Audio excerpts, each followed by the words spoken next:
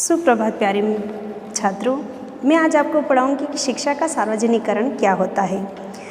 शिक्षा का सार्वजनिकरण का सामान्य अर्थ ये होता है कि शिक्षा को जन जन तक पहुंचाना, यानी कि सबको शिक्षा का अधिकार मिले।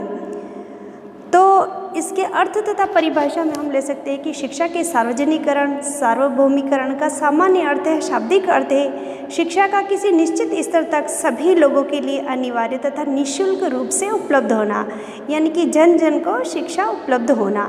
जेपी नायक के अनुसार शिक्षा को सामाजिक परिवर्तन का एक सशक्त माध्यम बनाने तथा इसे राष्ट्रीय विकास से संबंधित करने की आवश्यकता है। शिक्षा को भारत के जन साधारण के उस वर्ग की ओर उन्मुख करना है जो गरीबी रेखा के नीचे जीवन यापन कर रहे हैं, जिससे उनमें आत्म चेतना जागृत हो सके और उनकी उत्पादक क्षमता को प्रस्फुटित कर उन्हें राष्ट्र निर्माण के कार्य में प्रभावी रूप से सहगामी बनाने योग्य बनाया जा सके, यानी कि सबको निःशुल्क तथा अनिवार्य शिक्षा तक पहुंचाना और सभी को शिक्षा मिले। जेपी नायक का भी यही कहना है कि शिक्षा को सामाजिक परिवर्तन का एक सशक्त माध्यम माना है, क्योंकि इससे राष्ट्रीय विकास किया जा सकता है। ये दोनों एक ही सिक्के के दो पहलू है, शिक्षा और विकास। शिक्षा होगी तो राष्ट्र का विकास आसानी से हो सकेगा। के.जी. सैयदना के अनुसार प्राथमिक शिक्षा का संबंध देश की समस्त जनता से है। यह प्रत्येक बिंदु पर जीवन का स्पर्श करती है। इस प्रकार हंटर आयोग ने भी एक स्थान पर उल्लेख किया था कि प्राथमिक शिक्षा को जन साधारण की शिक्षा मानना चाहिए। तो सार्वजनिकरण का सामान्य अर्थ यही हुआ कि शिक्षा को जन साधारण के लिए सुलभ बनाना या प्रत्येक छात्र के लिए शिक्षा को सुलभ बनाना। अन्य शब्दों में यह भी कह सकते हैं कि शिक्षा के क्षेत्र में ऐसे प्रयास करना कि शिक्षा किसी व्यक्ति विशेष या किसी विशिष्ट वर्ग को ही न वरन जन साधारण को भी प्राप्त हो, यानी कि किसी विशिष्ट वर्ग के लिए शिक्षा नहीं है वरन सभी के लिए, सभी वर्ग के लिए शिक्षा जुड़ी हुई हो। प्राथमिक शिक्षा सार्वजनिकरण शिक्षा का ही दूसरा रूप है। इस प्रकार प्राथमिक शिक्षा को प्रत्येक नागरिकों के लिए सुलभ बनाना शिक्षा को सार्वजनिक बनाना है। आगे हम पढ़ते हैं शिक्षा के सार्वजनिकरण का महत्व क्या है, यानी कि समानता, स्वतंत्रता, सामाजिकता एवं राष्ट्रीय दृष्टिकोण के विकास के लिए आवश्यक है कि शिक्षा को सार्वभौमिक बनाया जाए। शिक्षा होगी तो सभी समान समझेंगे, स्वतंत्र महसूस करेंगे, सामाजिकता का विकास होगा। राष्ट्रीय दृष्टिकोण के विकास के लिए शिक्षा का होना जरूरी है। संप्रदाय का विनाश शिक्षा के सार्वजनिकरण द्वारा ही संभव है, यानी कि जात पात, ऊंच नीच, छुआछूत के जो बंधन है उससे निपटना या उसका अंत करना शिक्षा ही एक सुलभ साधन है। जनतंत्र को सफल बनाने के लिए आवश्यक है कि सभी को निःशुल्क एवं अनिवार्य शिक्षा प्रदान की जाए।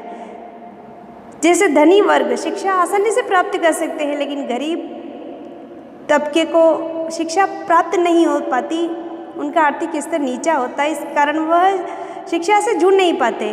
तो यह आवश्यक है कि सभी को, सभी वर्ग, चाहे उच्च वर्ग हो चाहे निम्न वर्ग हो, सभी को निःशुल्क तथा अनिवार्य शिक्षा मिले।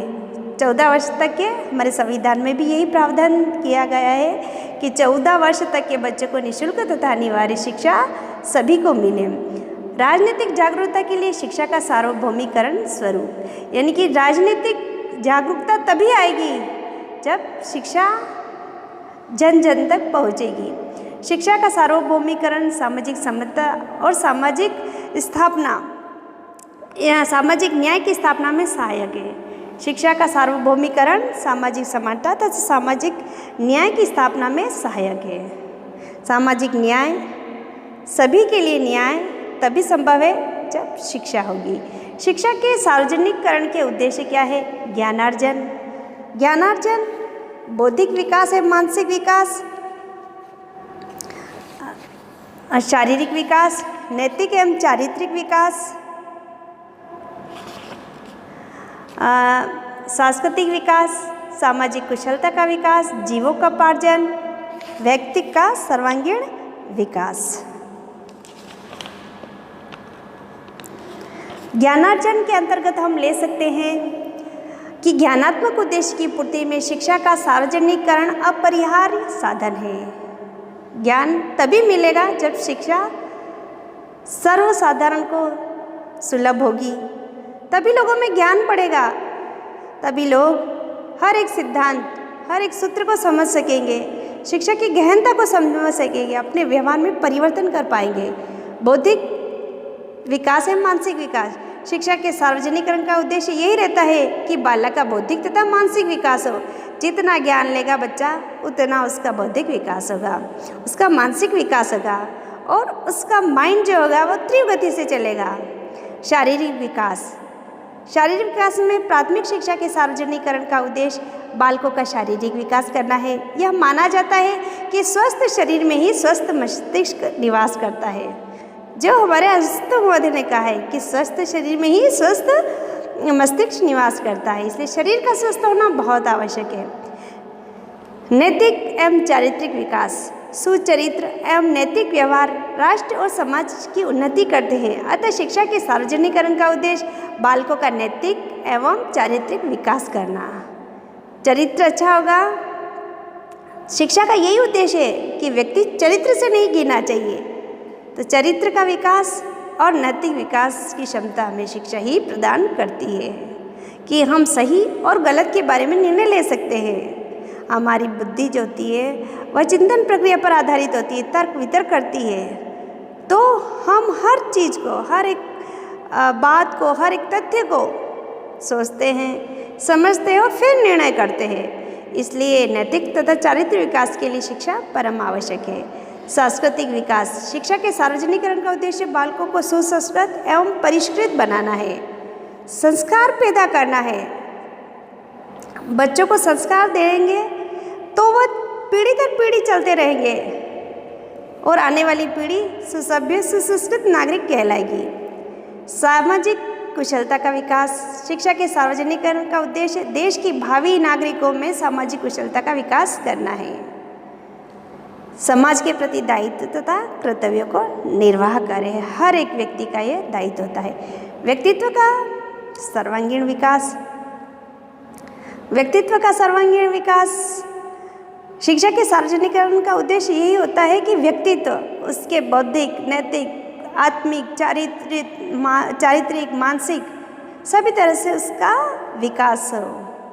जीविकोपार्जन यानी कि जीवन के लिए जो अनिवार्य आवश्यकता है, रोटी कपड़ा मकान, वह उसकी पूर्ति कराने में शिक्षा ही सहयोग देता है। शिक्षा होगी तो शिक्षा के सार्वजनिकरण का उद्देश्य बालकों में आत्मनिर्भरता की भावना एवं स्वयं को कुछ करने योग्य बनाने के लिए प्रोत्साहन देना है। बालकों में प्रारंभ से इसी प्रकार की भावना होगी तो बालक अच्छे नागरिक बन सकेंगे, यानी कि वह सही और गलत को तोल सकेंगे।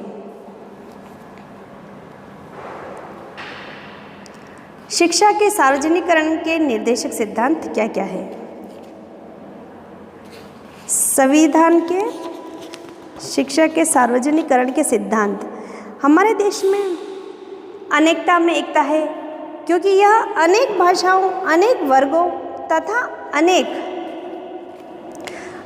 धर्मावलंबियों का देश है और इन सभी के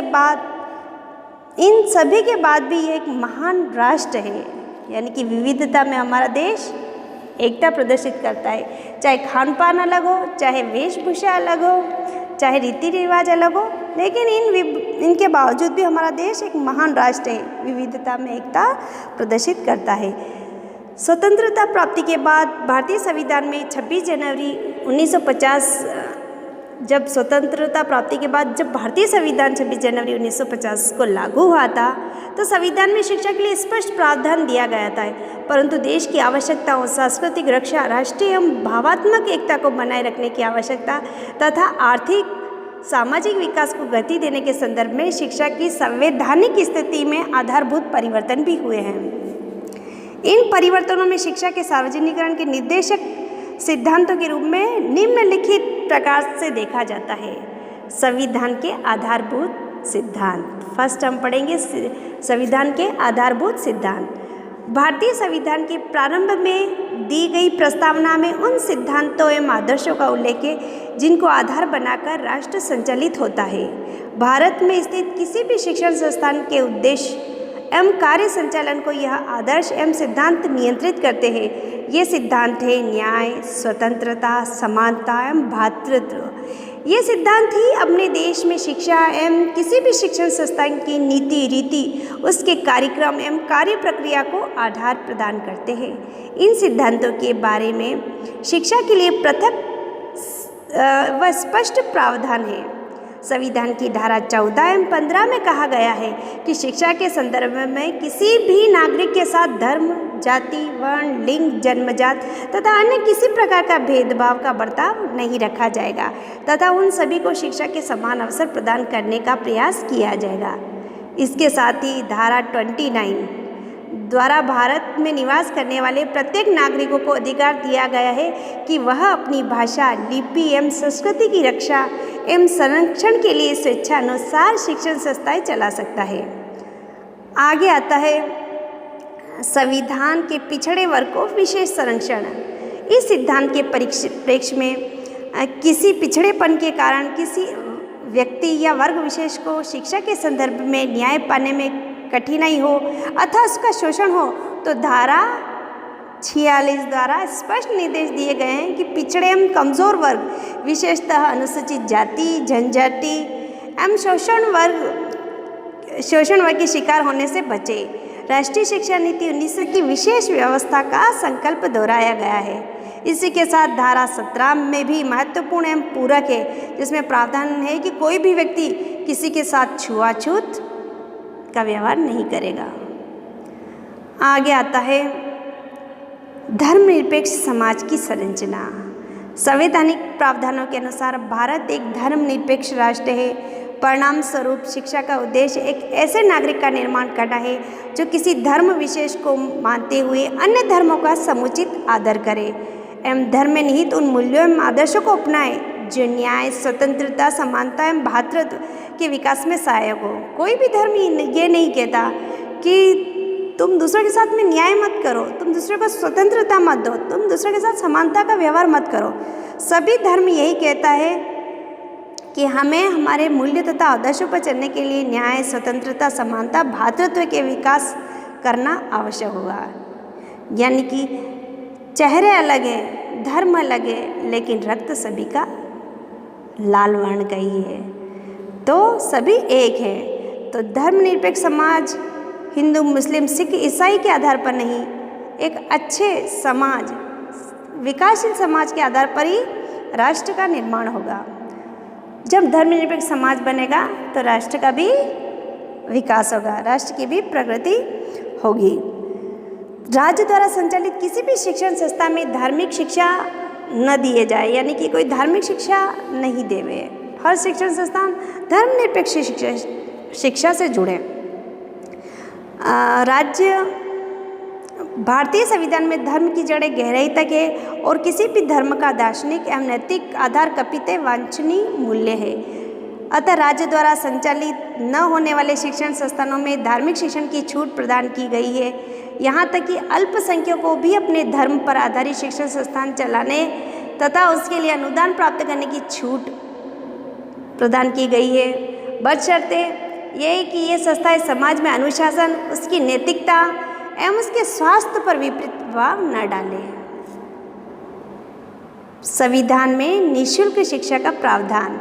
संविधान की धारा 45 में 14 वर्ष तक के बालक बालिकाओं के लिए निःशुल्क अनिवार्य शिक्षा की व्यवस्था करी गई है। सरकार के दायित्व का उल्लेख यही है। इसी क्रम में संविधान के नीति निर्देशक तत्वों में इसकी व्यवस्था अगले 10 वर्षों में किए जाने का निर्देश है, किंतु लक्ष्य इतना सीमित अवधि में प्राप्त करना असंभव था, अतः शिक्षा को अनिवार्य बताने का प्रावधान हटा दिया गया है। लेकिन कुछ राज्यों को छोड़कर शेष सभी राज्यों में 14 वर्ष तक के बालकों के लिए यानी कक्षा 1 से 8 तक को निःशुल्क कर दिया गया है, परंतु यह नियम निजी क्षेत्र की शिक्षण संस्थाओं में लागू नहीं है। वहाँ 25% जो गरीब तबके के जो विद्यार्थी हैं उनके लिए सीटें रिजर्व की गई है। मातृभाषा माध्यम, भारत में विभिन्न प्रकार की भाषाएं बोली जाती है।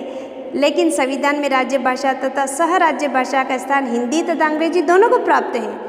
फिर भी शिक्षा के संदर्भ में व्यवस्था की गई है कि बालक बालिकाओं को शिक्षा अपनी मातृभाषा में उपलब्ध करवाई जाए। राज्य विशेष में भाषा अल्पसंख्यक के बालकों के लिए अपनी मातृभाषा में शिक्षा दिलाने की दृष्टि से विशेष प्रावधान किए गए हैं। इस संदर्भ में धारा 350A उल्लेखनीय है। शिक्षा मूलतः राज्यों का दायित्व तथा केंद्र का संरक्षण है।